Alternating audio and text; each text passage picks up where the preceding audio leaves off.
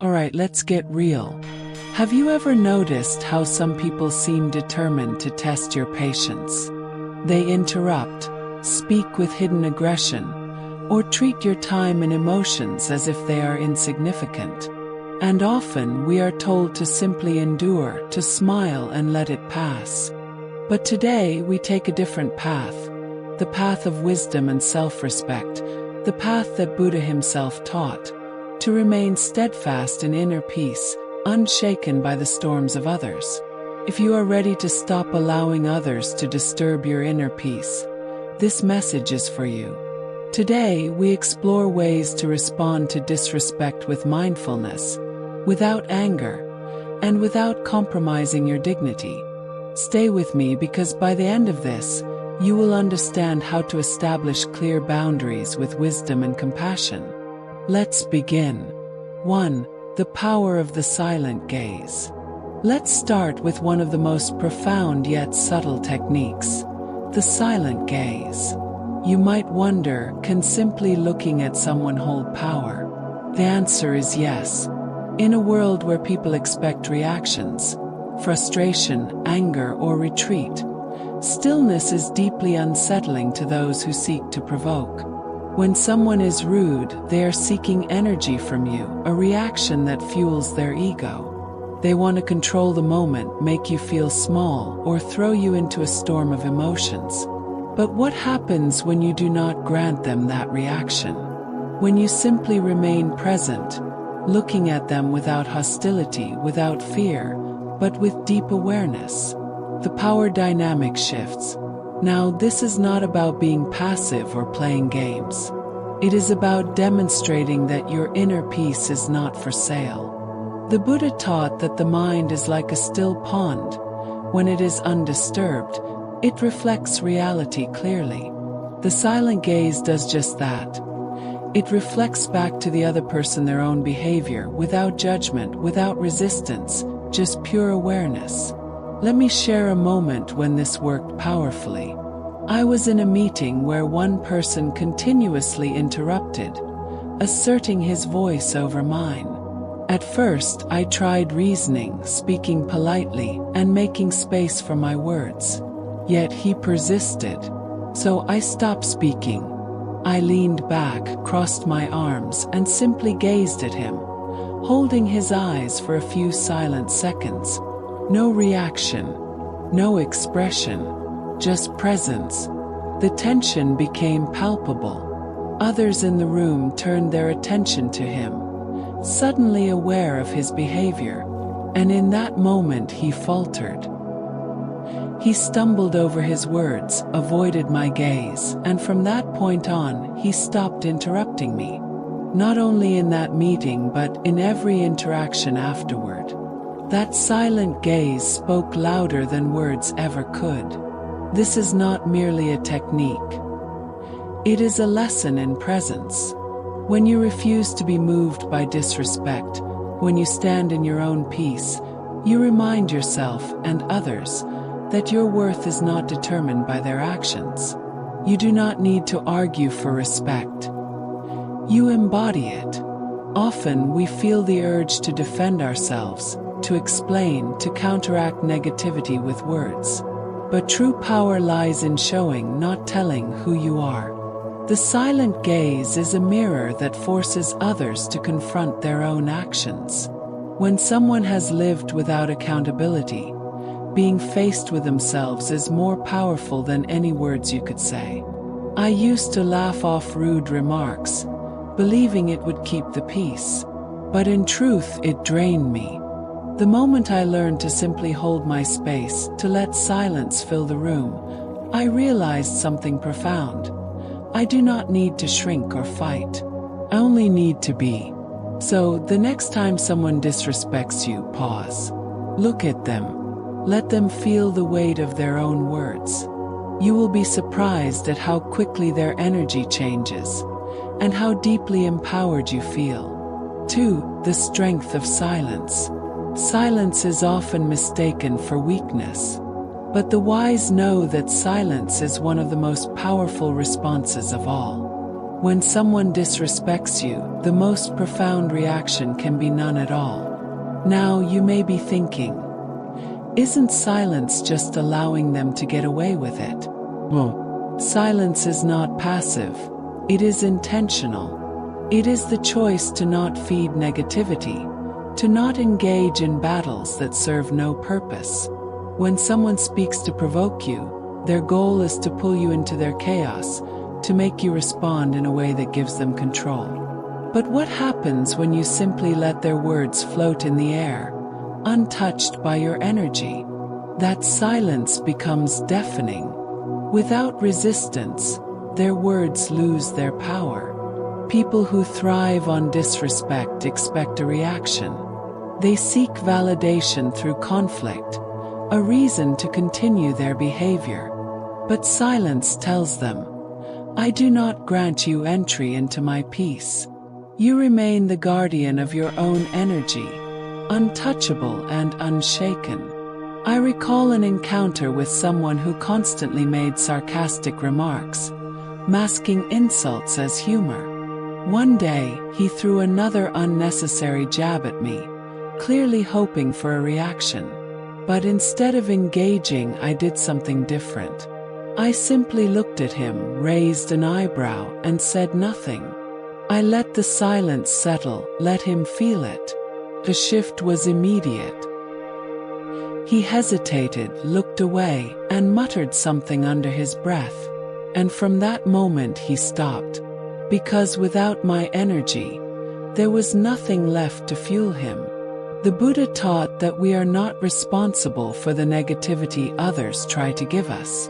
If someone offers you a gift and you do not accept it, to whom does the gift belong?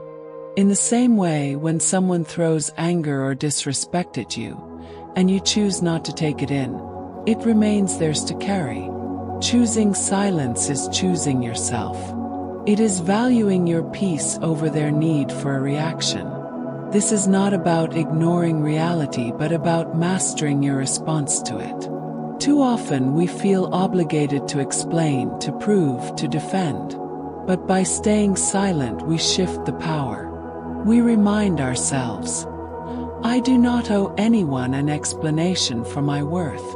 Silence is a filter that keeps negativity from entering your mind. The moment you stop giving attention to every insult, every passive-aggressive comment, you free yourself from their weight. You begin to live on your own terms, untethered by the opinions of others. I won't pretend this is easy.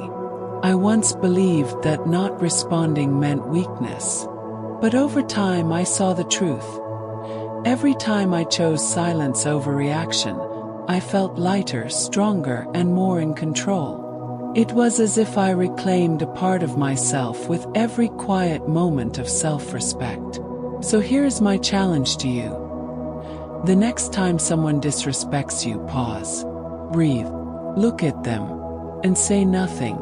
Let your silence be your response. Watch how it unsettles them, and more importantly, feel how it strengthens you. Embrace silence, not as avoidance, but as mastery. For sometimes the most powerful statement is the one left unspoken. Saying nothing is the most powerful statement of all. 3. Stop explaining your choices. This lesson is going to resonate deeply. Stop explaining your choices. Think about how many times you've made a decision that felt right for you, only to be met with endless questions. Why did you do that? Why didn't you go to that event? Why did you take that job? It's as if people believe they are entitled to an explanation for how you live your life. But here's the truth, they are not. Your choices are yours alone, and you owe no one an explanation for walking the path that aligns with your soul. Buddha taught that our suffering often arises from attachment. Attachment to the opinions of others, attachment to the need for approval, and attachment to validation. But enlightenment comes when we let go. If someone questions your choices, are they truly seeking understanding, or are they projecting their own doubts and insecurities? Many times people challenge your decisions not because they care, but because your courage unsettles them. Your willingness to step outside of what is familiar reminds them of their own fears. And in their discomfort, they try to pull you back into their comfort zone. But here's the truth. Their discomfort is not your burden to carry. Just because someone struggles to understand your path does not mean you need to justify walking it. Your journey is not a public forum. It is sacred. I remember when I chose to leave a secure career to pursue my true calling. The moment I announced it, I was met with resistance. Why would you give up stability? How will you make it work? At first, I tried to explain. I spoke about my purpose, my plans, and my vision. But no matter what I said, it never seemed to be enough. Then one day I changed my approach. When someone asked, "Why would you do that?" I simply responded, "Because it is what I want." No elaborate explanation, no defense. Just truth. And in that moment I felt a deep sense of freedom. Silence followed because I had taken away their power to debate my life. And you know what? They stopped asking. This is the beauty of not explaining yourself. It is an act of self-liberation. When you stop justifying your actions, you grant yourself permission to live authentically, free from the weight of others' expectations. When you stand firmly in your choices, you send a clear message. My decisions are not up for debate. Here's the deeper wisdom. Your life does not need to be validated by external approval. Not every choice must be explained or defended.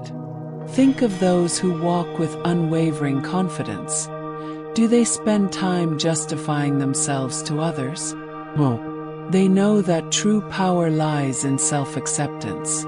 I used to exhaust myself trying to get people to understand my perspective, but then I made a simple commitment to myself. I would no longer over-explain. If someone questioned my decision, I would offer a brief, direct answer. If they pressed for more, I would smile and move on. And something incredible happened. Life became lighter. The less I explained, the more confident I became. So here's my challenge to you. The next time someone questions your choices, resist the urge to explain. Simply say, "Because I wanted to," or "That's what feels right for me." Then let the silence speak. You will feel stronger and more at peace, and you will realize a profound truth. Your choices are valid simply because they are yours. For keep your distance. Let's be honest. Sometimes the wisest thing you can do with people who do not respect you is to create space. This might seem harsh, but the reality is that not everyone deserves a front row seat in your life. If someone repeatedly disrespects you, one of the most powerful and compassionate things you can do is step back. This is not about hatred, nor is it about being unkind. It is about self-respect. Buddha taught us that who we surround ourselves with deeply affects our path. If you spend time with those who constantly drain your energy, criticize your actions, or disregard your boundaries, what happens? You absorb that energy. Keeping your distance is not about rejecting people. It is about choosing how and where you direct your life force. Imagine your life as a sacred temple, one that only certain souls are invited to enter. Would you allow those who disrespect you to walk in and disturb your peace? No. You would guard your temple with mindfulness and wisdom. If someone continuously disrespects you, why invite them into your mind and heart? When you keep toxic people close, it's like inviting them to an endless feast where they take from you your peace, your confidence, your joy. Then we wonder why we feel exhausted, anxious, and disconnected. Creating space is not selfish. It is self-preservation. It allows you to see the situation with clarity, free from the fog of emotional entanglement. I once had a friend who constantly belittled my choices. my career, my relationships, even my simple preferences. At first, I brushed it off, telling myself that's just how they are. But over time, I noticed something. I was walking on eggshells, anticipating the next criticism, the next passive-aggressive remark. And then I had a realization. Why am I allowing this energy into my life? So I made a quiet change. I didn't argue or make a dramatic exit. I simply created distance. Instead of seeing them every week, I saw them once a month. And in that space, I felt something I hadn't felt in a long time. Freedom. Clarity. And in that clarity, I saw the truth. I deserved relationships that nourished my spirit, not drained it. But here's the challenge. Society tells us that creating distance is wrong. But they're family. You've been friends for years. We are conditioned to believe that loyalty means enduring relationships that harm us. But Buddha taught otherwise. He taught that we must seek the company of those who uplift us, who encourage our growth, and who respect our journey. Protecting your peace is not selfish. It is necessary. You are not here to be someone's emotional punching bag, nor are you here to be a constant source of validation for those unwilling to change. Here's the deeper truth. Keeping your distance is a powerful declaration that you are your own priority. You are not bound to the role others have assigned you. You do not owe anyone unlimited access to your mind, your time, or your emotions. And when you create space between yourself and those who do not respect you, you make a powerful statement. My well-being matters. So I leave you with this. Do not fear creating distance where it is needed. Do not explain yourself to those who have not earned that privilege. And most importantly, do not shrink to fit into spaces that no longer honor who you are becoming. The path to peace is not about pleasing others. It is about honoring yourself.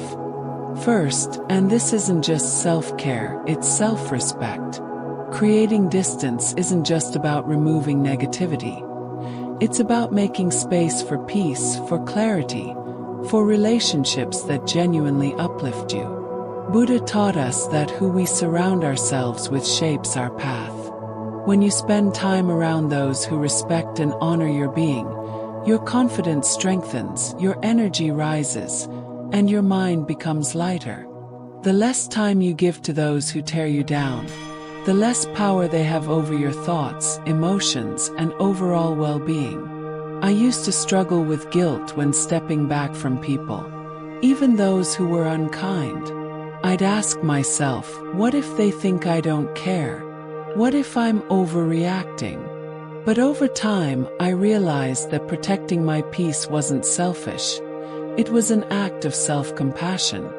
Buddha taught that attachment to toxic relationships only leads to suffering. Distancing myself from people who lacked respect wasn't about resentment. It was about allowing space for my own growth. And when I finally gave myself permission to do so, I felt a freedom I had never known. More energy, more peace, a clearer vision of who I wanted in my life. So here's my challenge to you. Reflect on the people in your life who constantly diminish your spirit, who make you feel small or drained. Then ask yourself, do they truly deserve this much access to you? In Buddhism, we learn that letting go brings liberation. The energy you give is precious.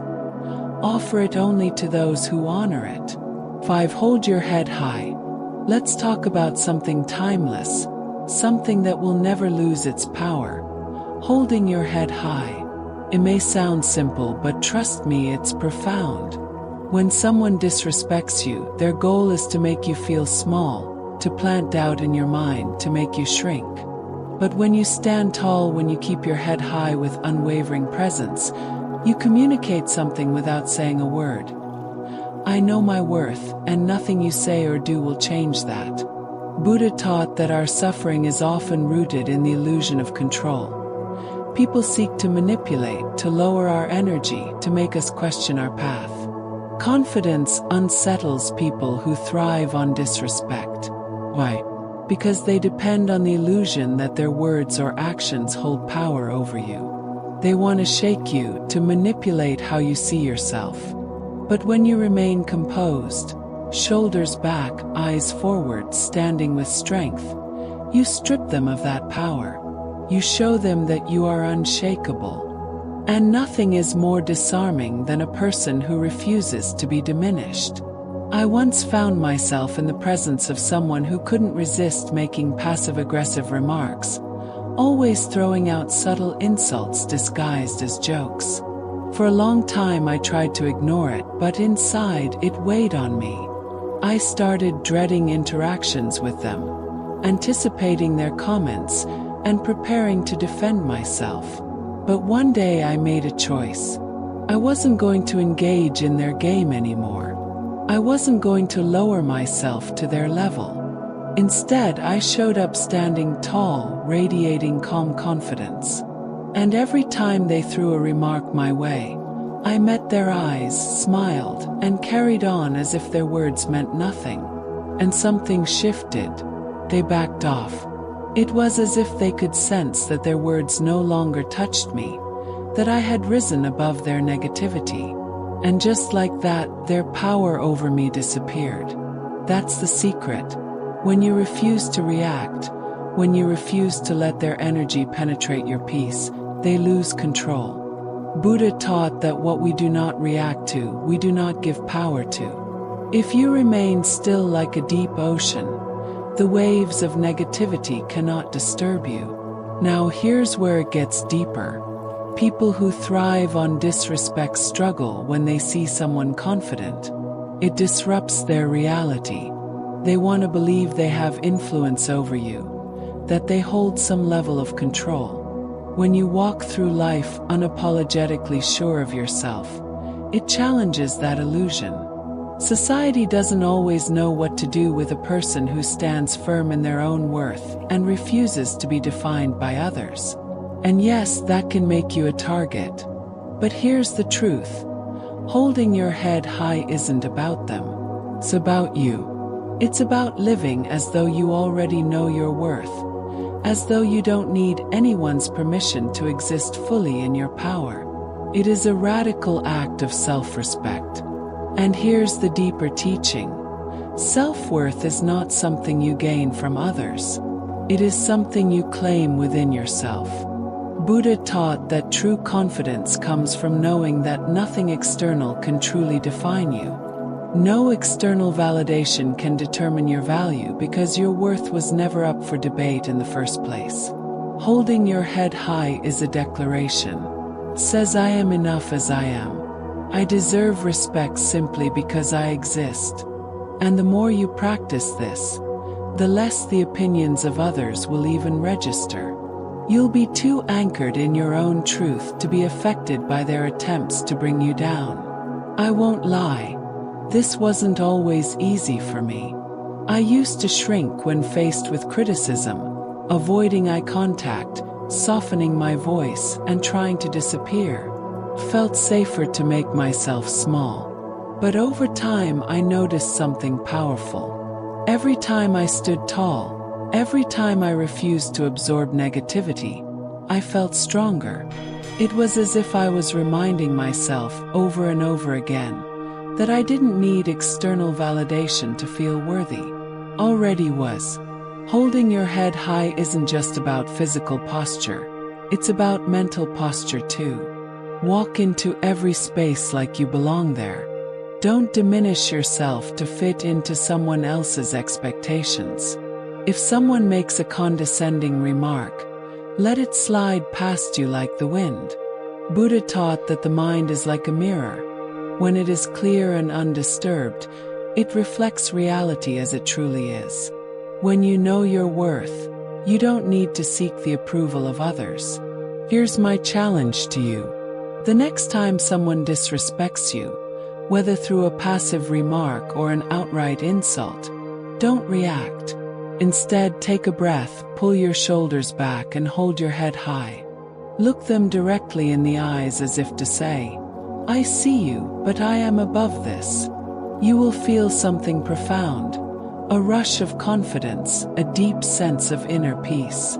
Because in that moment, you will realize that their words have no power over you. Holding your head high is more than just good posture. It is a silent, unshakable statement of your self-respect. Says, "I know who I am. I value who I am. And nothing you say can take that from me." Because at the end of the day, respect starts with you. The more you respect yourself, the less space you leave for others' disrespect to take root. And there you have it, ways to handle those who refuse to see your worth. Buddha taught that external conflict only has power when we allow it to disturb our inner peace. Life is too short to waste bending yourself for those who refuse to see your light. People will test your boundaries, question your choices, and attempt to pull you down. That is the nature of the world. But here's the thing, you get to decide what energy you accept. You get to decide how you respond. And the best part, the more you focus on self-respect, the more you attract people who uplift you instead of draining you. It all starts with you. Owning your worth, walking with strength, and letting everything else fall into place. So hold your head high. Embrace silence when it serves you. Never apologize for walking away from what doesn't honor you. As Buddha said, you yourself, as much as anybody in the entire universe, deserve your love and affection. Thank you for watching. If this resonates, give it a like, maybe even subscribe for more content on self-mastery and confidence. Until next time, take care, stay strong, and remember, respect starts with you.